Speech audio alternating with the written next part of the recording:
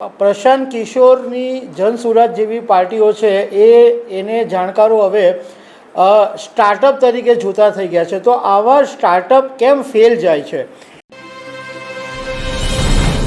બિહાર વિધાનસભા 2025ના 14 નવેમ્બરના દિવસે જ્યારે પરિણામ આવ્યા ત્યારે પ્રશાંત કિશોર કે જેને પીકે તરીકે ઓળખવામાં આવે છે એમની પાર્ટી જનસુરાજના જે પરિણામો આવ્યા એ સાવ નિરાશાજનક હતા. કારણ કે પાર્ટીને એકેય બેઠકો નહીં મળી અને ઘણા બધા ઉમેદવારોની તો ડિપોઝિટ પણ જપ્ત થઈ ગઈ. હવે 14 નવેમ્બરના પરિણામ પછી આજે પ્રશાંત કિશોર મીડિયાની સામે આવ્યા, એક પ્રેસ કોન્ફરન્સ કરી અને એ વાત કરી કે હું બિહાર છોડવાનો નથી અને ડબલ તાકાતથી લડવાનો છું. પરંતુ હું તમારી સાથે એ વાત કરીશ કે પ્રશાંત કિશોરની જનસુરાજ જેવી પાર્ટીઓ છે એને જાણકારો હવે સ્ટાર્ટઅપ તરીકે જોતા થઈ ગયા છે. તો આવા સ્ટાર્ટઅપ કેમ ફેલ જાય છે એના વિશે હું વાત કરીશ. મારું નામ રાજેશ શાહ છે અને તમે જોઈ રહ્યા છો ગુજરાતના સૌથી મોટા ડિજિટલ ન્યૂઝ પ્લેટફોર્મ ખબર છે.com.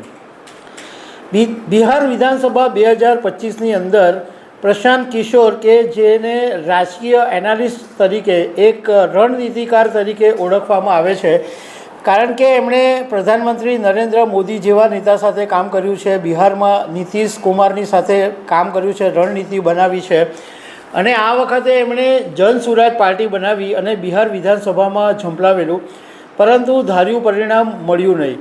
અને આજે 14 નવેમ્બર પછી આજે પ્રશાંત કિશોર મીડિયાની સામે આવીને એક પ્રેસ કોન્ફરન્સ કરી અને એમણે એ પહેલાં તો એવું કીધું કે હું માફી માગું છું અને આ માફી માંગવાના ભાગરૂપે હું એક પ્રાયશ્ચિત કરવાનો છું અને 20મી નવેમ્બરના દિવસે સામૂહિક મૌન ઉપવાસ કરવાનો છું.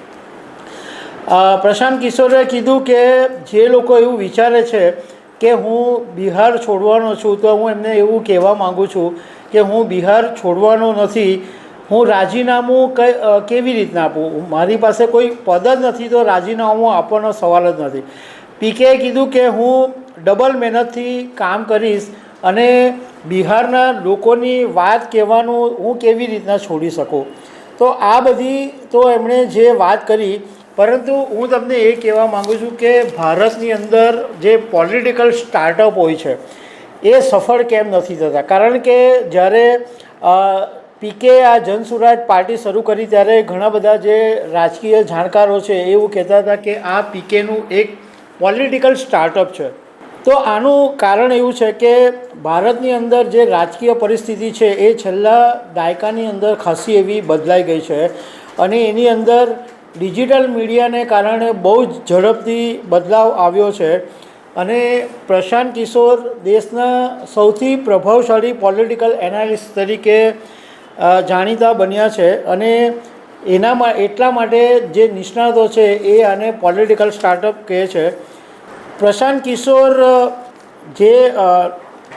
કિશોરની પાસે નેટવર્ક છે, કૌશલ્ય છે, દેશવ્યાપી કદર ધરાવે છે, છતાં બી એ સફળ નથી થયા. તો જાણકારો એમ કહે છે કે રાજકીય સ્ટ્રેટેજી બનાવવી એ એક અલગ વાત છે અને જન આધાર બનાવવો એ એક અલગ વાત છે. એટલે લોકોના દિલ સુધી પહોંચવું, લોકોની સાથે સંપર્ક કરવો એ અલગ વાત છે અને તમે બેસીને બધી ટેકનોલોજીથી રાજકીય સ્ટ્રેટેજીને આંકડાને બધું કરો એ આખી અલગ વાત છે.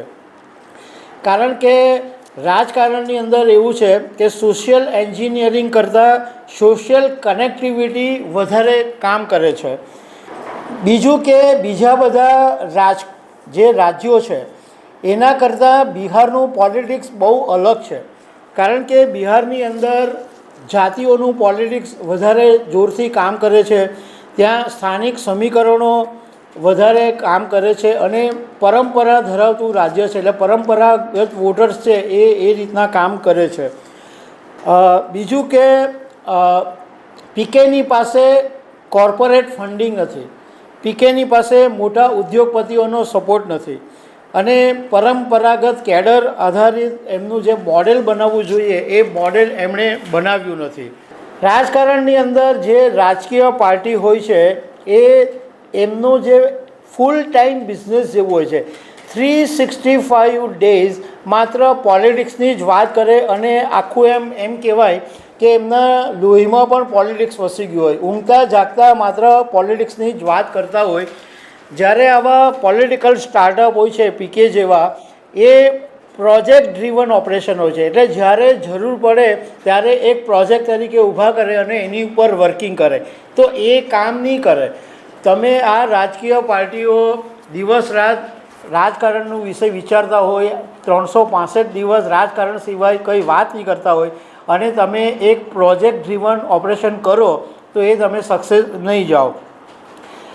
બીજું, રાજકારણના જાણકારોનું એમ કહેવું છે કે બિહાર વિધાનસભાની ચૂંટણીમાં પીકે લગભગ 4000 કિલોમીટરની પદયાત્રા કરી, પરંતુ એ વાત સારી છે, પણ ભારતની અંદર મતદાતાઓનું જે પરિવર્તન ફેઝ હોય છે એ બહુ ધીમું હોય છે. એટલું જલ્દી પરિવર્તન નથી થતા. ધીમે ધીમે કરીને ક્રાંતિ આવે અને ધીમે ધીમે મતદાતાઓ વિચારે અને પછી એની અંદર પરિવર્તન આવતું હોય છે. પદયાત્રાઓ એક વિશ્વાસ બનાવે, પરંતુ એ ચૂંટણી જીતી શકે નહીં.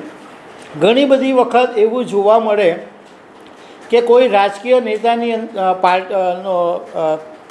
એટલે ભાષણ હોય, એનું સ્ટેજ પર કાર્યક્રમ હોય ત્યારે બહુ બધા લોકોની ભીડ હોય, તો લોકોને એમ લાગે કે આટલી બધી ભીડ છે તો આ જ માણસ જીતશે. પરંતુ એ ભીડ જ્યાં સુધી મતમાં પરિવર્તન નહીં થાય ત્યાં સુધી એ કંઈ કામનું નથી. એટલે પદયાત્રા એક વિશ્વાસ બનાવે, પરંતુ વોટની અંદર કન્વર્ટ થતા નથી.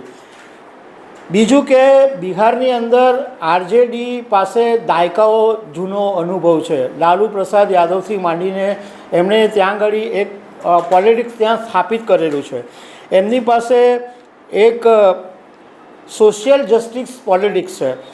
જ્યારે જેડીયુની પાસે ગવર્નન્સ નેરેટિવ છે, ભાજપની પાસે બૂથ લેવલ મશીનરી છે, અને કોંગ્રેસની પાસે વિરાસત વોટ બેંક છે.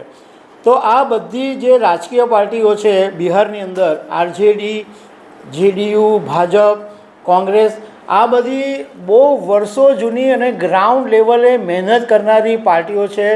બધા સામાજિક સમીકરણોથી માંડીને લોકો સુધી પહોંચવા સુધી માંડીને એમની તાકાતો છે. તો એની સરખામણીએ જોઈએ તો જનસુરાજ પાર્ટી પાસે અત્યારે કશું જ નથી. નો ડાઉટ પીકે પોતે એક બ્રાન્ડ બન્યા છે, પરંતુ એમની જનસુરાજ પાર્ટી છે એ હજુ સુધી બ્રાન્ડ બની નથી. બિહાર વિધાનસભાની ચૂંટણીમાં ઘણા બધા લોકો એવું કહેતા હતા કે બિહારના નાના નાના જે પછાત જાતિના લોકોને પીકેની જનસુરાજ પાર્ટી શું છે એ વિશે ખબર જ નહોતી. તો આ બધા કારણોને લીધે જે સ્ટાર્ટઅપ કહેવાય છે એ ફેલ જાય છે. તો દર્શક મિત્રો, આવી અનેક વાતો સાથે અમે તમને મળતા રહીશું. Thank you very much.